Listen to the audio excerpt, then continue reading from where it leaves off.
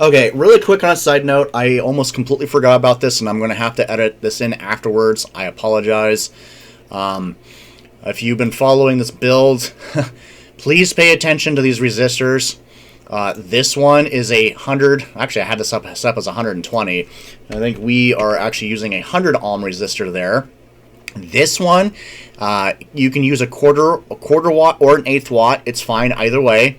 As you saw in my video, well, you will see in my video, I use a substantially smaller one. That's the 8th watt resistor, and this is a 10K, so 10,000 ohm resistor. Though this is referred to as a 10K resistor, and you will be looking for a brown, black, and orange. That is the most ideal resistor. If you get out of the K range, this probably is not going to work very well. It's probably not going to have the most desirable results, so I strongly recommend finding yourself a 10K. Those will work the best. So again, you'll be looking for the brown, black, and orange. So okay, so back to the video. Okay, and for the last section here, we're going to be working on using a tactile button. We'll see if we can try to get to a pot first. I'm not sure how long the video is at the moment. I don't want to make this too long. I might have to make a small side video or put this in the next lesson for using potentiometers. But for right now, we'll focus on using a tactile button, and we're going to use it to control the RGB lights, so that way we can set it up so that way we can control the color we want through the cycle we had just programmed. So with being on Tinkercad, here's the layout. So the way we have this set up is actually very similar to the way we have the LED set up. We have it pulled low. So the tactile button is going to be pulled low to ground. You're going to also want to hook this up to, it can be 3.3 or 5 volts. I just use 5 volts because it's just easier to keep everything connected to the same rail. I know nothing else is connected to it at the moment, but for future projects it'll start making a difference. But for right now, we're just going to connect it up. We're going to use positive on one rail. And so the way tactile buttons work is they use like a, I'm not really sure exactly how to explain it. But so the way this is set up now, it uses a left and right method. So see how it says terminal 2B and terminal 2A? Both of those pins are connected. And then over here you have terminal 1B and terminal 1A. These two pins are connected. So if you wanted to, you could actually grab this and actually put this over on the other side, and it would still do exactly the same thing. But, let's not mess with that. I need to grab this, put it back over here. And that will be, for right now, we're just going to leave it this way. We're going to have it in between the leg of the tactile button and the leg of the resistor pulled to ground. So that means that this is pulled low. If we had this on the other side, on the positive side, it would be pulled high. And the way that it would be operated works exactly the same way as it would the LED. The way that you would activate it would work largely the same way. So when you want to turn this pin on, you'd want to turn this high. But if this was pulled high, you'd want to turn it low in order to activate it. So for simplicity's sake, we're just going to stick with this, just so we can get this lesson, get through this lesson. We'll work on more complicated and stuff later, but we'll jump over to our Arduino and get this up and going. So this looks very familiar. If you left this up or have saved it, this should be exactly the same as the last section. Sorry, I took a break in between videos, so I don't know if you are going to be starting fresh or leaving this up. So go ahead and leave it up. We're going to open up a new page. We're going to talk about a couple new concepts real quick here before we get started on this the main code that we're working on. Largely, we're going to be working on how the tactile button works. And once we get that up and going, we're going to work on how mills work. So we're going to finally dive into that. And there's two different ways we're going to work on the tactile button to see how it works. But for real quick, we're going to set it up so that way it doesn't have the mills, because I want you to see what happens when we don't program in a debounce. And a debounce is a temporary timer that ignores everything immediately after you've clicked it. So because the reason why that happens is there's a spring inside of the tactile button, and when you click on it, micro jumps happen inside of the package that it's in, the frame of it. And when you hit the button, it will cause it to actually jump inside, and it could click or re-click again, and it could give you false signals. So if you're trying to turn something on, you might click it, and it might turn on and turn right back off. So we'll play with that real quick. We'll show you how that works, and then we'll show you how to fix that. And then once we get past that, we will look into assimilating the button into our RGB, and then we'll control the colors that we have programmed into our RGB code. So let's get right to it. We are going to start with an int. We're going to hook that up as we're going to call it a tack. I have mine on pin number 11. Feel free to put yours on whatever you want, and just make sure to assign it to that pin. Next, we're going to go button. I think we might want to just call this button state, and we're going to just give that a 0 value. And then we're going to go another int, and we're going to say old state, and I'll show you why that matters here in a second. Get that in there. And then lastly, we're just going to have a regular old state. All of these are just going to be zeros because they're not assigned to anything. So those, the button state, the old state, and state, are not going to be assigned to anything. So we're not going to be actually setting them up in the void setup area. The only one that we're actually going to be setting up in here in the void area, the void setup area, is going to be the tack, because that's actually going to be reading information. And we're going to go a little different this time. So we're going to call it tack, right? Like up above. But instead of saying output, this time we are going to say input, because this is actually reading information into the Arduino instead of sending it out. Next, let's do a serial begin, because we want to see this on the serial read.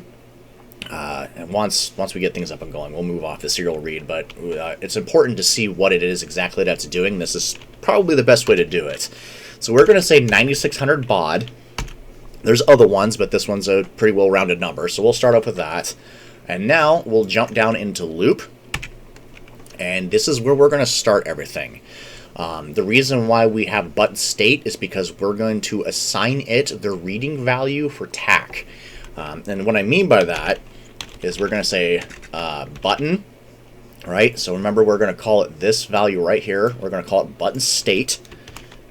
I have mine set up in camel casing. If you did the same, don't forget, because remember, consistency, got to keep it consistent.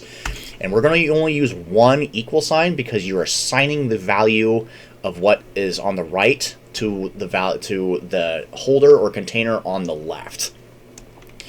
So you're assigning the value. So it's going to be digital, and this time instead of digital write, it's going to be digital read.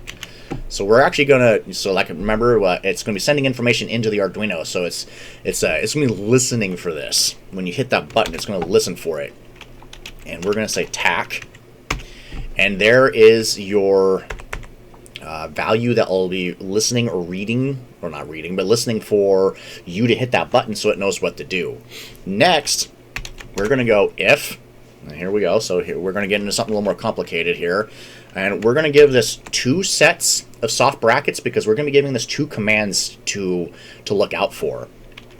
First, we're going to say button state. And we're going to give it 2 equal signs. So what the difference is between 1 equal sign and 2 equal signs is that this is assigning the value of what's on the right to the left. 2 equal signs is comparative, so you're comparing what's on the right to what's on the left. So what this is going to do, or what the difference is this is saying I want this to be assigned to this. This means if this is equal to this. So you gotta pay attention to that. They do 2 very different things. But once we get that in there, we're going to space that out once. We're going to put 2 ampersands in there. In here, that stands for and. Make sure to do in between both of the closing curved brackets. Just you want it in between. You want it outside of one and inside the other. And then we're going to start another set of curved brackets because we're going to give it another command here. And we're going to go old state on this one. And we're going to give it another equals to low. Get out of the curved brackets, both the curved brackets, and give it a curved bracket, because now, since this is a command, you're going to be putting this in another set of curved brackets. Now, this is where we're going to get into something new here. We are going to say if, and we're going to get into a mils timer. So we're going to say mils is, mils with a set of curved brackets. This won't work unless you do that. We are going to subtract that from prev, which I think I might have forgotten to put up here. So I did.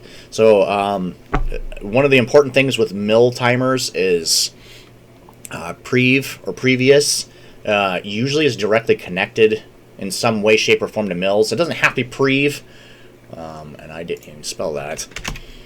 It doesn't necessarily have to be previous. You can say whole, wait, last, whatever you want, but this is the name we're going to give it. But since it's going to be working with mils can count rather high sometimes. It's going to be a big number. So in order to fix that, we're going to go and use a new value here, or a new state here called unsigned long. And we're going to call that prev.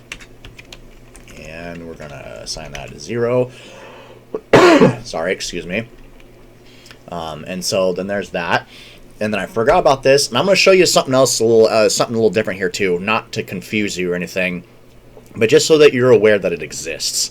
I usually like to use this when you're not directly assigning a pin to something, or if it's not going to be holding a constantly changing variable. I will usually use this.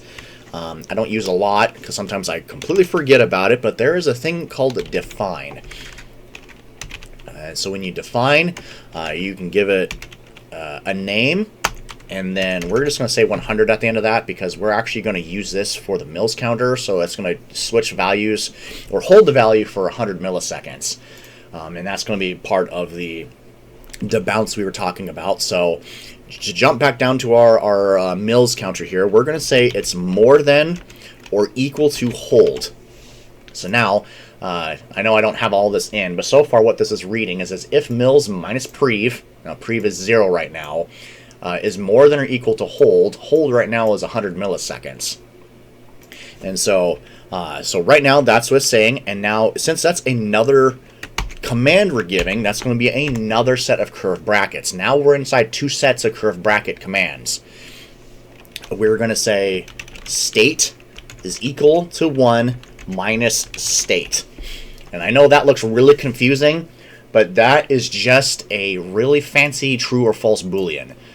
If it's on, then turn it off. If it's off, then turn it on. That's literally what that means. So I know it's kind of tricky looking, but it really isn't that bad. Next, we are going to do our updater. This is what's going to update prev. Because after it's done switching the states over, we're going to go back and go mils. And so how this whole thing reads out is that if mils is minus prev is more than or equal to hold, then do this. Afterwards, update mils. You're assigning the value of mils to prev. So then, once that happens, prev up here will no longer be 0. So then it'll update prev here to a new value that was last read. And that's how it counts. So it counts instead of using like a block code, say like delay. So you no longer have to worry about using delays anymore to block out your code. We are going to start shifting to these, so we can start doing multiple things at the same time. And once we get this done, figured out, and we get really good at doing it, we can do multiple things. We can work on buttons, potentiometers, lights, motors, servos. We can do multiple things at the same time. It's a really impressive little piece of coding here. So now that we're done with this outer command, we're done with this inner command, and you'll see that these were highlighted. We're done with both of those. So we're going to enter once to get down below. And we're going to do another updater out here because we need to have it outside of the command. and we're going to go old state out here equals button state, right? So that's another updater. So that's how it knows how to flip this value here, is assigning the value down here. So once you hit the button, it changes and updates the information here. So that's how it knows, is by that updater. And then what we're going to do down here is we're going to say if state is equal to high. Oh, need 2 there because we're comparing, not assigning. If it's equal to high, we're going to say serial print, right? Print line. And we're going to say this pin is, we could say on, we'll just say on. And we'll use a semicolon to end the line. And then we can go down here and go else, curve brackets, and then we're going to say serial dot print line. And we could say this, what did I say? This is, this is off. And close that out. And then, since we're done with this if-else structure, see, look at that. We did 2 if structures, and we also did an if-else structure. See, there's a couple of new things we learned today. And let's just tag this one down here and say that this is the end of... so end of... can't spell. End of loop. So that one we know that this curly bracket down here is actually part of this one. Oh, that's actually part of this right here. So that way we know... or what belongs where, so we don't accidentally delete the wrong thing. Now, let's go ahead and go into our Arduino Uno. Let's go ahead and select it on our box and make sure it's connected, right, well, I can't click on it, so let's have to look at the bottom right-hand corner of the screen and say Arduino Uno on come4. That lets you know you're connected. And let's go ahead and hit upload. Well, see, we got a problem here. Always gonna have a problem. See, let's see what is it saying? It does not like our comparative. It says expected primary expression before write a more than or equal to token. So what did we mess up on? And we are not supposed to have a closing bracket there. So let's go ahead and try this again. Alright, so AVR dude, thank you, we're good to go. So let's go ahead and let's pull up our serial monitor here, and you can see right now it is saying that this pin is off. Now if we give it a click and see how it's see how it's kind of, when I click on it, it turns on, but sometimes there's a little bit in between there. It'll sometimes it'll turn on, sometimes it'll turn off, but sometimes there's a little bit of extra feed in between the two of them. Oh, see, now it's not... Oh, see there? I just did it right there. I know it flew by really quickly, but you're getting some interference right there. It'll go on, off, and it'll fly back and forth. So we don't have hold quite set up at a good enough value here. Yeah, let's jump it up to 250. So... if you don't have, see, see, so I went a little ahead of myself here. We weren't supposed to use the mills quite yet because I wanted to show you the lack of not using the debounce, but us not putting the proper timing in the debounce kind of proved it anyways. So that was kind of a happy accident. Anywho, now we bumped it up, and now you see we're getting a lot cleaner of a readout here. Now it's staying either on or off. We're not getting that weird little interference feed in there. So that's awesome. So we'll downsize this just a little bit. So now, so you got your update feed. So this is your switchback feed. So when it's high, when state is equal to high, it does 1, and then when state is equal to low, when it switches, that's your else command. It switches to off, right? So there we go. Awesome. So what we're going to do now is we're going to take this code and we're going to put it on the RGB code, and I'm going to slide this off to the side here. Now we're going to come over here and we're going to put that code on here. So what we're going to do is we're going to come down here and we're going to make a little bit of a space because this is a little bit of a different section of inputs. So go ahead and bring over your code And I'm going to pause this real quick because you guys already have the information. We can compare notes after I come back, but go ahead and bring what you're going to want to bring over is you're going to want to bring over all of this. Make sure you bring over this, and you're going to want to bring over all of this. So go ahead and do that now, and we will compare notes here in a second. Okay, how did you do? What do you got? How did you do? I know I didn't give you. I was a little vague on how I wanted you to do this and where I wanted you to put it, but how do you think you did? Looking at the code that's up on the screen right now, if you notice any similarities, great, you did a good job. If not, go ahead and make the corrections and go ahead and lay out the code. It does not matter what order this is in, as long as you've got the information up there. That's all that matters. It does not matter what order you have it in, just as long as you got it up on there in the global area. These as well. You have got your input for TAC on your setup and your serial, and we'll put a serial read in there. I'm not sure if we covered that or not, but go ahead and put that in there if it's not in there already.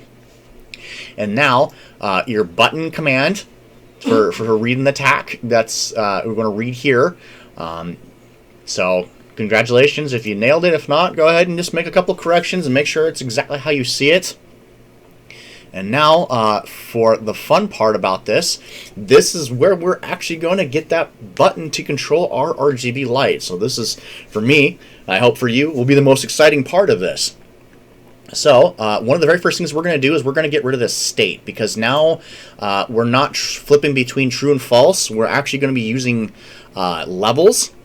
So let's go ahead and get rid of that, and we'll call this a level here, and we're going to hit plus plus with the end of it with a semicolon at the end of it. And what this is this is shorthand for adding one to level. This could also look like if you were to do it on a longhand form, this would be level equals level plus 1. So that's another way to look at that. If you wanted to do it longhand, there's times and places for that, but for right now, especially if you want to go up more than just by 1. But right now, we're only going to be increasing the count of this value by 1, so using the shorthand is more than okay. But now we'll come back up here to where state is at, and we're going to replace this state. Oop, got to get rid of that. And we're going to put level there because we don't need state anymore. Now we're going to come down to where our main part of our code is at, where the RGB values we're reading, because we got to tell the system how to understand what to do here. And we're just going to build another structure. We did an if, and we did an if else. Now we're doing an if else if structure. So we get to learn all sorts of new stuff today. So we're going to be starting off with if.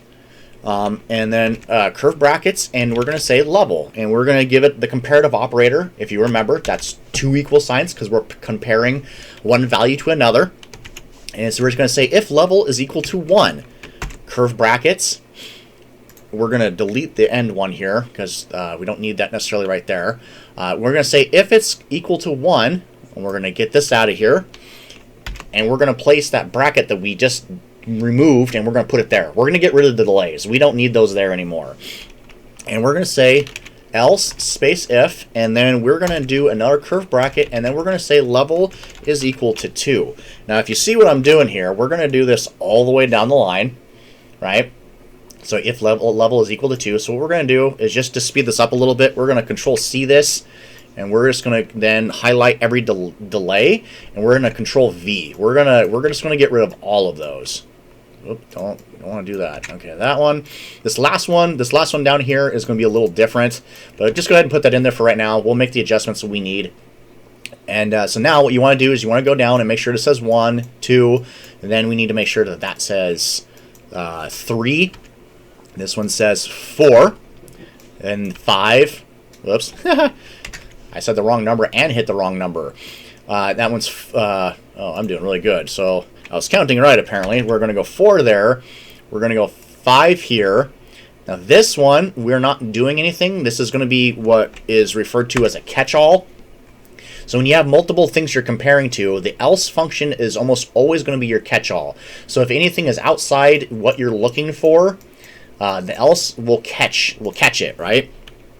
So we're going to go down here and we're going to say if level does not come to any of these values, we are going to just default it back. Sorry, getting my camera ready here. It decided to do something weird on me. I don't know why it did that. Okay. Where was I at? So if it's outside any of these levels, so if it catches anything outside of these, so in this case it'll count to 6. Because what it does is every time we hit this button, it's going to add 1 to counter. So add 1 to level, right? So it's going to start off at 0 because that's where we have it stated right now is 0. So when we first upload this command, nothing's going to be on. It's just going to sit off. When we hit the button for the first time, this was going to come on, then it'll add another, then it'll add another, and so on and so forth. Well, when we get to 5, now what it do is when we hit the button again, it's going to try to add 6, but we don't have a 6. So that's where the else command comes into place. That's going to be our catch-all. And then what we're going to do there is then we're going to tell it that we want it to go back to level 1. So once it hits 6, it will rewrite level as 1 and go back up here and then start this all over again. So essentially it's a very simple algorithm, and it's a loop. It's a user-controlled loop that will cycle through this over and over and over again. And so let's double check, make sure we got everything situated here. Now, next, let's go ahead so that way we can do some debugging. We're going to put the serial print line in here so that way we know what color it's reading while we're hitting the buttons. So we're going to do red there. Let's go ahead and we're going to control copy these again, and we're going to put it underneath each one of the RGB values. There's going to be one there. Yep, one there. And go ahead and if they're indenting, go ahead and leave them indented. This is technically supposed to be indented anyways. I'm being a little sloppy about this. Shame on me. And then they just did it one more on top of that anyways. Okay. And then down here, yeah, okay. It's just going to spite me regardless. So remember, so this is going to be red. This is green. We wrote some of these down. So we'll go ahead and come in here and we're going to write green. Come down to the next one. Blue. And whatever, if you followed me for the custom colors, you can go ahead and put these in. If not, go ahead and write down whatever colors you used earlier for your custom colors. I do believe this one was yellow. And I think this one's either magenta, purple. So let's go ahead and make sure that our Arduino is still connected. We're going to upload and see if we have any issues here. And it does not like what I did here. What did I do here? Begin. See, I spelt begin wrong. We put being. So begin. Oh, we got some more issues here. What's going on now? RGB was not declared in this scope. Uh-oh, so what happened here? We forgot to close something. Right here. So let's see what we did. This is why it's really important to mark the end of your sections. So that way you'll notice that we forgot to put a closing bracket in here to close out our structure, our if-else-if structure. We forgot to close it out. Make sure to pay attention to that, because as you can tell, I just fell for it. So make sure to close it out. We should be good now. Oh, yep, there we go. Let me go ahead and turn the camera on here. Okay, we are good to go. Got the camera up and going. So now let's go ahead and pull open our serial monitor, and it should be reading red. And so it is. Awesome. Now, it should go right down the line. Now we hit the next button. We should be, whoo, we just flew right through that. Might need to adjust the Mills timer on that. So we got red, we got green, there's blue, a yellow, and then we got our purple. Awesome. There it goes. Look at that. We're controlling this by clicking the button. Isn't that so cool? Getting some user control in there. Let's go ahead and add a little bit more time to this. I think our bounce is still a little on the short side here. Normally, you wouldn't have to add such a big number to this. I bought some rather cheap tactile buttons, and they don't work very well. So if you want your stuff to be a little quicker and responsive, it probably might be worth your time and effort to actually maybe spend a little bit of money and buy some nicer tactile buttons. They're designed a little better, and they won't have so much physical bounce inside the case, and then you won't have it doing what it's doing to me and flying through the colors too quickly. So see, there's another example of the bounce and what's happening, and us having to adjust our mills right here to try to cancel out that bounce. And you know what? I just realized something. I'm surprised this is working as well as it is. Look what I did. I forgot to put the updater in here. Holy cow. You know what? We should get dramatically better and more reliable results once that's put in there. And yes, the mills will work without it, but there's no updater, so no information will actually change. See, now I can hold the button down. I can actually hold the button down, and it's not jumping to the next state. Perfect. Okay, there we go. That is exactly what we want to see. So, again, congratulations. Good job. Awesome for getting through this. I know we covered a lot of new concepts today. I exposed you to a lot of new ideas. I know this is quite a bit of a jump from the last video. If you're still here, I'm glad you stuck with it. Congratulations. Awesome. Good job. We're still going to cover some really cool and amazing things here in the next couple of videos. I'm sorry we didn't get to the potentiometers, but you know what? That's going to be one of the first things we're going to hit on in our next video. We're going to use some potentiometers. I think we're going to pull out some light density resistors. And on top of that, we're going to probably be learning another function on top of that. Or another concept by mapping values. We are probably going to be looking into how to use and manipulate the analog and digital converter. So again, thank you very much for sticking with this. Thank you for watching my video. If you learned something, I know this is going to be the first time I'm going to say it, please give me a thumbs up if you learned something. Help me out a little bit here. Help my videos reach more people. Help me get out there so I can help teach more people everything there is to coding about with microcontrollers. Thank you.